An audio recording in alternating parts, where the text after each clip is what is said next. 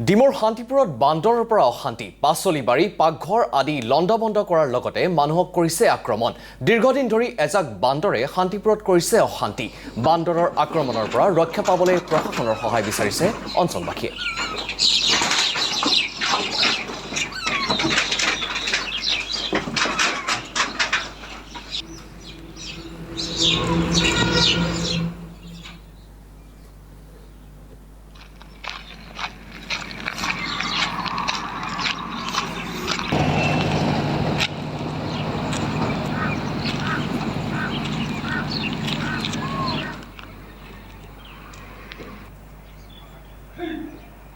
আমাৰ এখন ডিমোৰ Shantipur 2 number ward হয়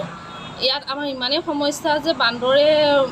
মানুহক এইফালে অহা যোৱা কৰিব নোৱাৰে আমাৰ LP স্কুল এখন আছে এইখিনি ল'ৰা ছোৱালী স্কুললৈ অহা যোৱা কৰিব নোৱাৰে ইমানেই সমস্যা কৰিছে আমাৰ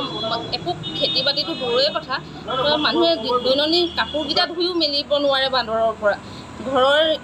ভিতৰত সোমাই মেলি বান্দৰে ইমান অনিষ্ট কৰে শান্তিপুৰৰ নামতে আছে বান্দৰৰ পৰা বিৰাটে অশান্তি পাইছোঁ আমি দিন ৰাতি আমাৰ ইয়াত এনি টাইম থাকেই বান্দৰখিনি কিবা এটা কৰি যদি আমাক অকণমান সহায় কৰিব পাৰে বিভাগীয় কৰ্তৃপক্ষই আমি তাৰ বাবে অনুৰোধ জনাম ঘৰে ঘৰে বান্দৰৰ উপদ্ৰৱ পৰিছে বুলি ক'লে কোনো ভুল পোৱা নহয় বাৰীৰ শস্য ধ্বংস কৰিছে ঘৰৰ ভিতৰত সোমাই মানুহক আক্ৰমণ কৰিছে পাকঘৰ লণ্ডভণ্ড কৰিছে গতিকে মই এইটো ক'ব বিচাৰিছোঁ যে জীৱ জন্তুৰ প্ৰতি আমি এটা মৰম পোষণ কৰিব লাগে ভাল পাব লাগে কিন্তু জীৱ জন্তু অত্যাচাৰ যদি কৰে যদি মানুহক যদি অনিষ্ট কৰে তেতিয়াতো এটা নিশ্চয় ব্যৱস্থা ল'ব লাগে